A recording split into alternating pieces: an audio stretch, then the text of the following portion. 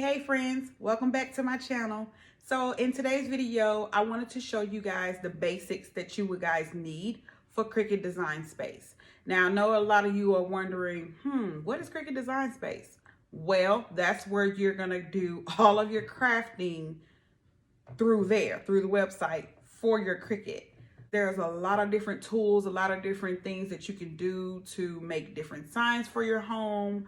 You can make tumblers, you can make coffee mugs, any type of mug. You can just make a whole bunch of different projects and DIY around your house using Cricut Design Space. Cricut Design Space is utilized for all the Cricut machines, the Cricut Maker, the Cricut Explore Air 2s, the Cricut Explore Family, and also the Cricut Joy. In regards to using Cricut Design Space, I found it pretty easy once I did my research on YouTube and watching other YouTubers use them, well, the software. And it came out pretty easy. There are some features that you're kind of like, wait a minute, that might be a little bit too fast for me. But once you get the hang of using the basic tools on there, you'll be able to use Cricut Design Space fully like a pro.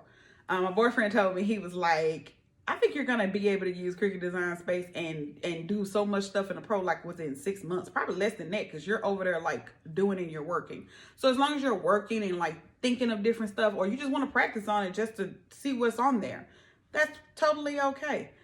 So I would like to show you guys how to get started. So are you guys ready? Let's go. All right, you guys. So to get to Cricut Design Space, of course, you would have to go to your app store, either on your tablet or on your phone, and you have to download this little C down here. So this is Cricut Design Space, and once you open up your Cricut, you'll be able to see this. It'll tell you in your welcome packet to download Cricut Design Space. It'll tell you to either go to design.cricut.com and then download it that way, or you can go to the App Store and download it. So what I did was I went to the App Store and downloaded it before I even got the Cricut. So when you start the Cricut Design Space, this is what's going to come up. When this comes up, you're going to go to either machine or sign in.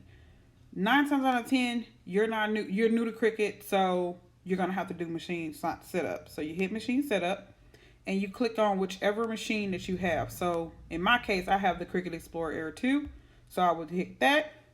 And then once you hit that, this is where you're going to create your Cricut ID. So it's going to be your first name, last name.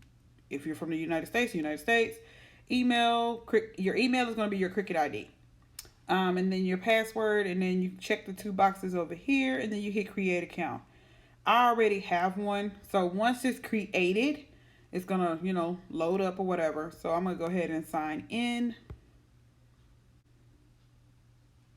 Okay. Of course, I already have all this set up. It's going to tell me to connect.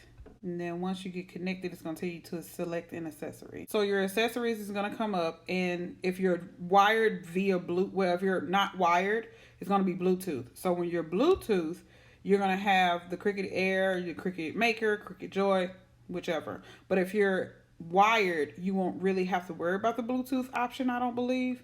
So you click on your machine.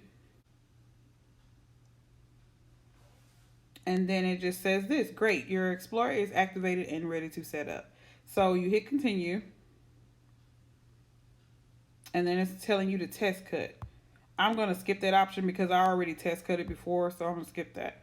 So once you're in, this is how it comes up. You'll be able to design here. So here's this side. This is your profile side. So it'll tell you the machine that you have. You can set up a new machine. Also do print, then cut calibration. You can manage your custom materials. And then you have your help, your FAQs, your about, and then you sign out. So here, view profile, you can set up your profile. Basically, people can follow you here. You can write your little bio. Close that. And then this is basically like different projects that you can do based off Cricut. Now, there is a thing called Cricut Access. Cricut Access is a monthly subscription. It's $9.99 per month. And it gives you options to check out the different projects that they came up with, the different fonts, the different images. It's a monthly subscription. I think the first month is free. So I am a Cricut Access member, which I'm happy I am because they have a lot of different things that I like to use. So if you click on categories, you'll see all of these little categories. So all categories all the way down. If you scroll all the way up, you'll see everything. And then you have free stuff in here too, so be aware of that. Also, you have my projects in the cloud, my projects on this iPad, my favorites, and my ready to make projects. Over here, you have your home button, which is this screen. And then if you hit canvas, this is where you get to making your different projects. So this is where you can insert your SVG files. You can insert your different fonts that you already have made. In images at the bottom, I'm gonna go back. All the bottom things here. So you have image, text, shapes, upload, actions, edit, sync, layers, undo, redo, camera, and settings. This particular layout is only for the iPad. I'm not sure what it looks like with a Android tablet or Microsoft Windows tablet. This is all for just the iPad. So I'm gonna go through each one real quick. So images is what they already have preloaded into the system. This goes with like the Cricut Access stuff, and then sometimes this stuff can be paid for if you don't have Cricut Access and you still want to use their stuff, you have to pay for it. Some things are free. So you have browse all images, highlighted categories, themes, people, places, occasions, shapes, and trending. Close that. Here is text. So text is fun. Since I'm Cricut Access, Cricut gives you three options. You have Cricut, System, and All. So basically within the Cricut, if you have Cricut Access, you'll be able to get fonts. That A, that's by itself, it basically tells you, okay, yeah, I see you're a Cricut Access member. We're going to give you this font for free use. Now, you do see an A with $4.99, meaning since I'm a Cricut Access member and I want that font, I will still have to pay the $4.99 on top of me being an Access member. So there are several different fonts that Cricut gives you, and they're really cool fonts too. I've used a couple.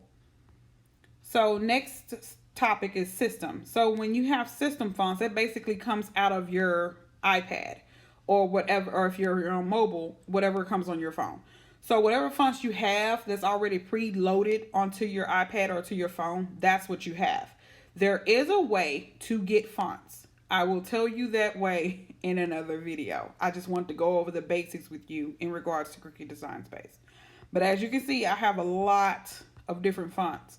These fonts, if you're familiar with the website dafont.com,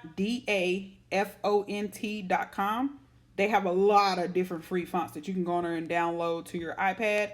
But there's a trick to that. So in order for you to get it to your iPad, you have to download another thing. I have this app called iFont. And basically, iFont helps me download the stuff that I downloaded from dafont.com or Design Bundles and fontbundles.com, which is another website to use. And basically, I would upload it to my tablet and then I will have it onto my system. So I'll go over that more in another video. Comment down below if you would like me to film a video over that as well. And then all is basically all the Cricut fonts and also the system fonts together. So shapes is good. This is for when you're using, like, say for instance, I wanted to use a square. And basically this helps you kind of transition whatever you're trying to, say for instance, I want to use like a square plate, a real actual plate, and I want to design on it. Well, this square would help me to put in the background of it so I can have something to go off of, basically. And I'm going to go over how I made that big and everything. But note that the shapes that you have, if you're sticking it on the background, it possibly can go onto your mat as a actual project. So be aware of that. So those are shapes. Then next is upload. Upload is basically any SVG files that you may have or any type of photo that you may have that can go onto Cricut Design Space. This is where you will upload it. So you will take a photo, select it, browse, or open uploaded images. Either or. Actions. Actions is when you have something here. So say for instance, let me go back to text. Let's type in, let me go to system. And I'm going to type in avocado. Okay, so I have avocado creamy. So I'm just going to type in happy day, right? So now since I have that typed in, and I'll go over those buttons too in a minute. So now that I have that typed in, what I can do is, since it's already highlighted, you can tell it's highlighted because it's a box around happy day. You hit actions. So you have group. Group means basically you're grouping every letter within happy day together. What I mean by together is meaning it does this. You see how it's moving? If I was to hit ungroup and tap off, I can move each letter individually at this point, if that makes sense. See how I'm moving everything? So now if I wanted to group everything, you're just basically going to take your finger or whatever, your pen or whatever you're using. As you can see, the box is highlighted. I can go back to group and it's grouped all together again. So if that makes sense. So since I don't want it like that, I'm just going to undo. And your undo button right here is going to be your best friend when you think you have made a mistake on your project. Don't be afraid to use undo. The next button is attach. So once you're done with your project and you want to attach it, you basically it would be highlighted and you just hit attach. Now it's going to go to your mat. When you hit make it, that's what it's going to look like on your mat. Okay. So I'm going to go back to canvas, and then detach is when you feel like, oh no, I need to add something else.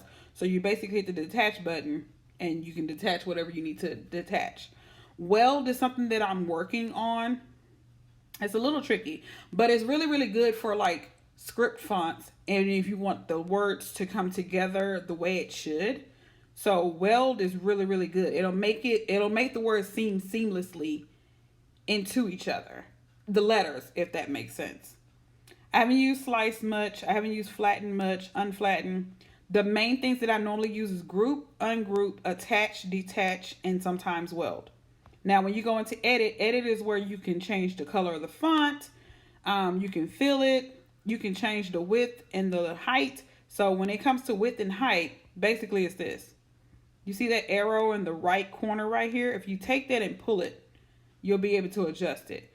Or here's another thing. If you see there's two locks. There's a lock right here where the word is. You can click that and it'll undo that. And you can adjust it however you want. You can flip it however you want. But there's also a lock where the numbers are. So where width and height is, there's a lock in between that. If you hit that, it'll unlock it. So if you lock it back, that's what you get. I haven't really messed with rotate. I haven't really messed with horizontal or vertical or any of those. So I'm going to take you back. So if I was to go back, highlight happy day, I have to detach it, of course. It's already ungrouped because as you can see, group is now not highlighted, but ungroup is like grayed out. So if I go back to edit, if you want your words to like line up, which I'm very particular about my words hitting like a line, say for instance, like you're writing on paper and you want your words to go on the paper correctly, on the lines correctly, what you can do is go to a line. A line has different settings that you can click on. Normally for me, when I use a line, I normally hit align bottom, and that makes my word, as you can see, let me go back. So you see how happy day is kind of, some words are like, letters are like up and down, up and down. Again, I highlight my word, I go to align, and I hit align bottom. And as you can see, when you hit align bottom, all the letters are functional. So that's that. Sync, I haven't really messed with. Layers, basically layers is everything that's within your project. They come in different layers depending on how you have it. So if they're individually, if they're not grouped, they'll come like this. But if you can click layers again to get that away. But if you have it grouped and you come over here layers, it still will look like that. But for the sake of this, let me test something out here. Yeah, it still come up like that. But you can also come in here and just click out the ones that you don't want, basically. So layers is really good when you want to see stuff. So redo button, redo and undo. I don't really use redo. I mostly use undo.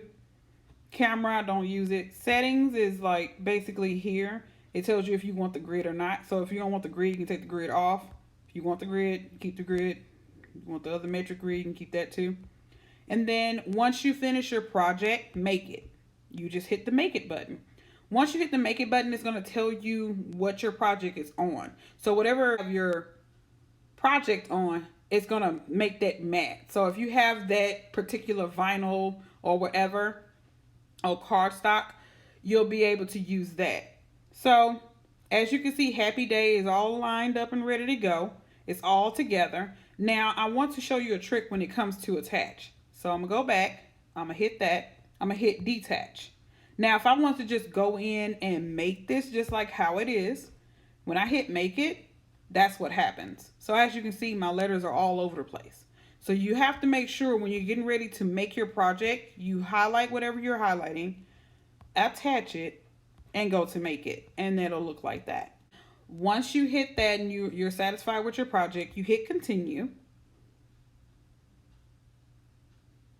And then once you hit continue, of course, it's going to give you these things. So on your Cricut, on my Cricut Explorer Air 2, I have different settings and I have a dial.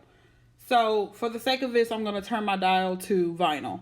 As you can see, once I'm turning my dial, you see my screen is like just going everywhere. So this is on custom at this point. Custom has like all the material that the Cricut Air 2 can basically cut. For the sake of this, I'm just going to hit vinyl. Once I hit vinyl, my light on my Cricut Explorer Air 2 is lighting up. So basically my load button for my mat is here. So basically if I was to load a mat, it will come up. So it's telling me the different tools that I need. So it says I don't need a tool in clamp A. Clamp A basically is your pens or your markers. But it's telling me in clamp B that I need to load my fine point blade, which is already preloaded because that's what came with the machine. And that's the particular blade that I use all the time. I haven't bought any new blades yet. And then it tells you to press the load mat and press the, no, I'm sorry. And it's telling you to press the load mat and press load unload button. So once you have your mat in, make sure you hold on to your mat and make sure it's up against your thing where the mat goes. And it'll, once you hit the load button, it'll pull itself in, pull the mat in. So once that happens, and once it notices that the mat is in there correctly, then step 3 will come into play. And then that's when you press the go button on your Cricut Maker or your Cricut Explorer Air 2. And you'll see the Cricut button. It's a big C with like little ears on top of it, which is so cute. That's what you would hit, and then it will start to make your project. That is it for the Cricut Design Space. I hope I went over everything that everybody wanted to see. I just wanted to go over the basics with everything that I use for my projects for right now. Once I get the hang of it, I will be making other projects, and then I'll be able to show you guys how to use a certain setting or how to use this type of fabric or type of cardstock or type of vinyl, that sort of thing. So I hope this video was helpful for you guys. So as you can see, Cricut Design Space is really user friendly. There are certain things, like I said, that you will be able to use later down the line, but like to get you started, those are like your basics to get you started with like cutting vinyl or cutting cardstock for cards. It's really simple. Like I said, I'm going to play around with different projects and show you guys those different projects as well. Thumbs up if you guys like this video. Comment down below and let me know what type of projects you guys want me to show y'all on this channel. I would love to show y'all the different home DIY projects that I'm thinking in my mind right now. So comment down below if you would like that. Like, comment, and subscribe. And I shall talk to y'all in the next video. Bye.